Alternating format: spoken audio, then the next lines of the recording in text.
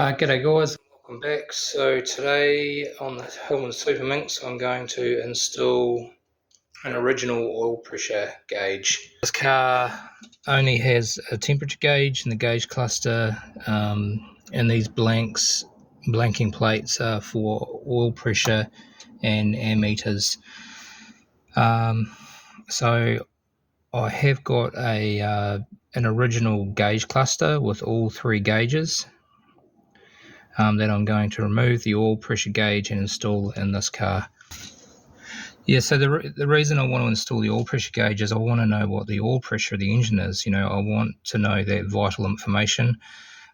This is the oil pressure light, and it works, it's fine, and I know the car has oil pressure, but it's just another safety backup, really, for this car. It's an older engine, and I just want to be satisfied that I know I've got oil pressure at all times, just in case the light ever failed or the bulb went on the light or anything like that.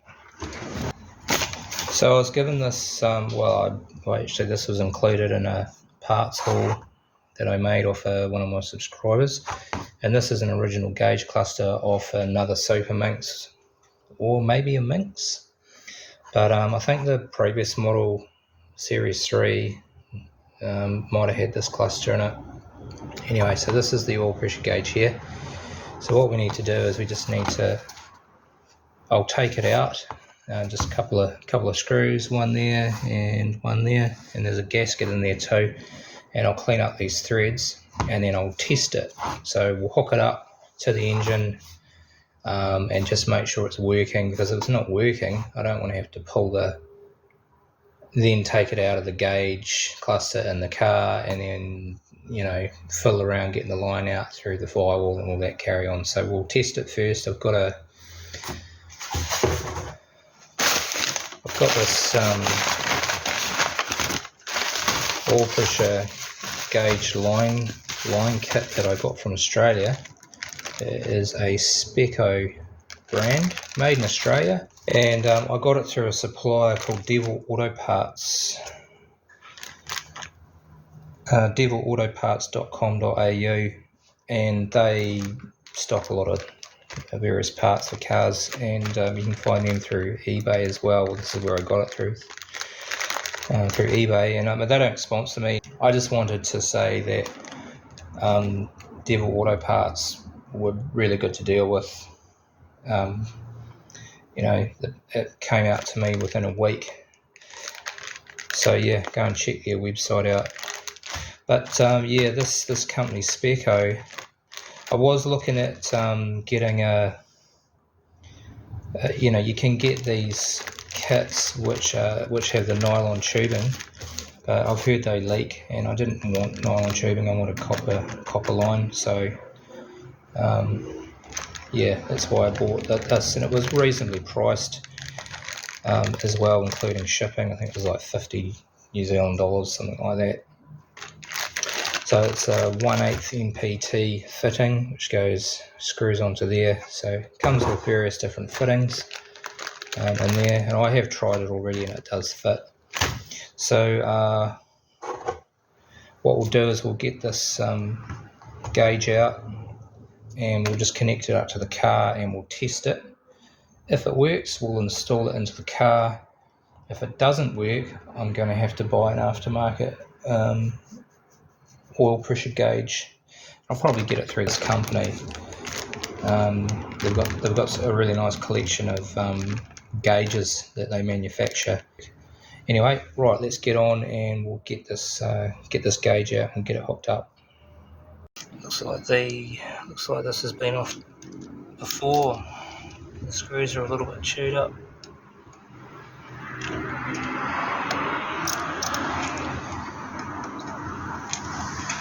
You'll be happy to know that I've got the wife's good towel down here as well, so that we can get some brake clean on those threads. We won't tell her that.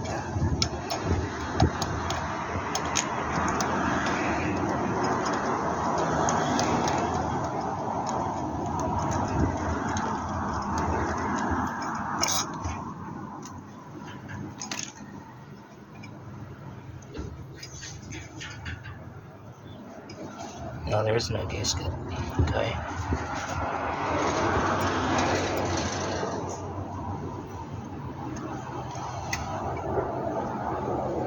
Amazing how much brake clean you go through when you've got an older car. Let's go and get some more.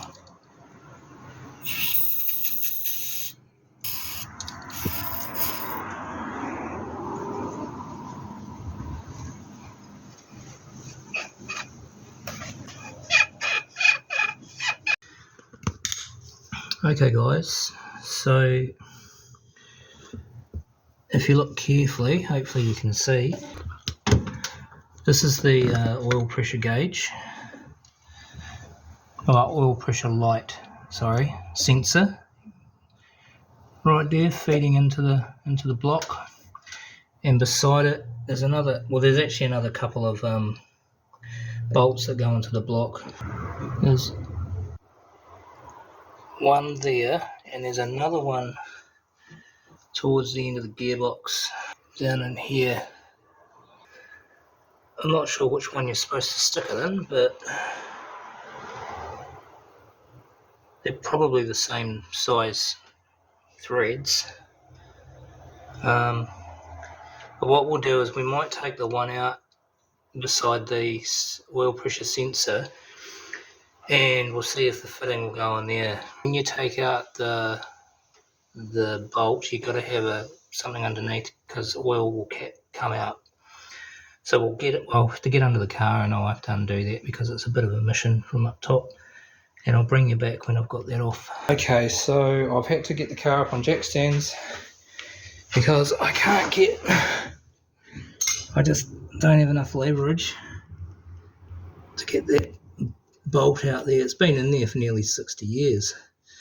So I tried getting it off and it was just starting to round, so might have to put a vice grip on there or something.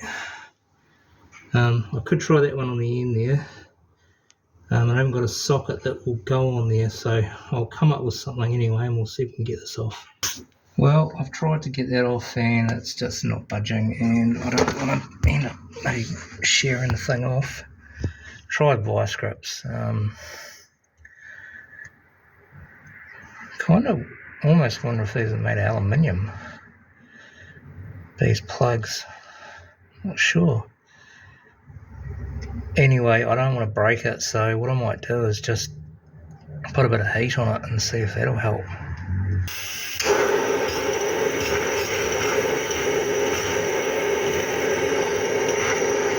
Do that one as well.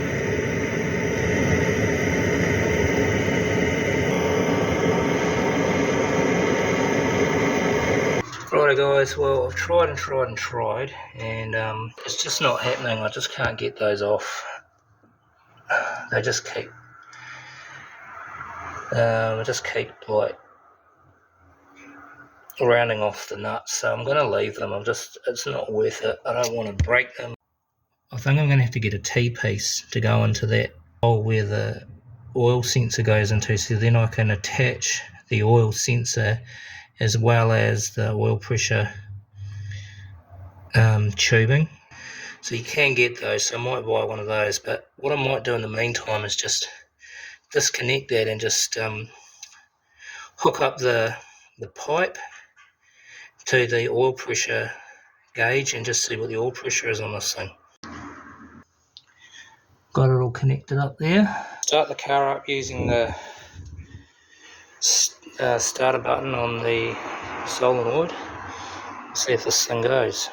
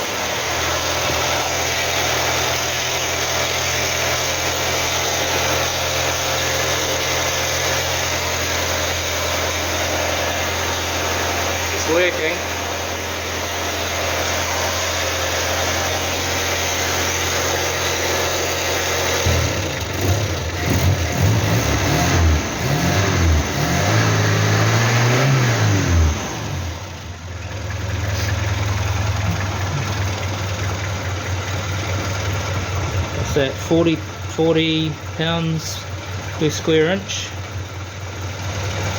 at idle.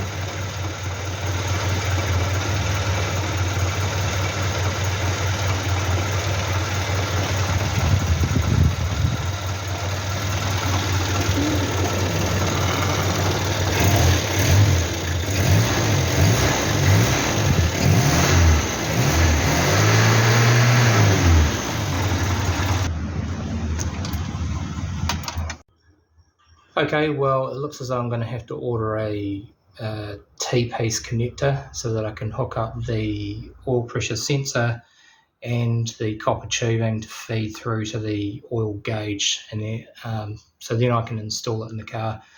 So I'll get online and order one of those in the next few days, and once that's arrived, then I will install it. But yeah, it's good that that gauge works and I don't have to go and buy an aftermarket gauge and fit that. Okay guys, well thanks very much for watching.